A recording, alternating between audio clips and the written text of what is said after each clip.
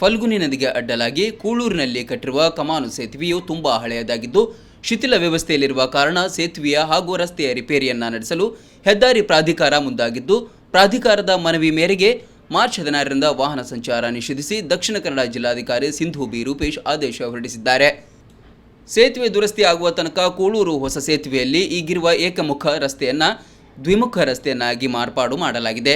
ಕೂಳೂರು ಹೊಸ ಸೇತುವೆಯಲ್ಲಿ ಉಡುಪಿಯಿಂದ ಮಂಗಳೂರಿಗೆ ಸಂಚರಿಸುವ ಲಘು ವಾಹನಗಳು ಹಾಗೂ ನಿತ್ಯ ಸಂಚರಿಸುವ ಪ್ರಯಾಣಿಕ ಬಸ್ಸುಗಳಿಗೆ ಮತ್ತು 6 ಚಕ್ರದ ಸರಕು ಸಾಗಾಣಿಕಾ ವಾಹನಗಳಿಗೆ ಮಾತ್ರ ಸಂಚರಿಸಲು ಅವಕಾಶ ನೀಡಲಾಗಿದೆ. ಕೂಳೂರು ಹೊಸ ಸೇತುವೆಯಲ್ಲಿ ಉಡುಪಿಯಿಂದ ಮಂಗಳೂರಿಗೆ ಸಂಚರಿಸುವ container, bullet tanker, Jains, tailor ಸಹಿತ ಮತ್ತಿತರ ಘನ ವಾಹನಗಳ ಸಂಚಾರವನ್ನು ಸಂಪೂರ್ಣ ನಿಷೇಧಿಸಲಾಗಿದೆ.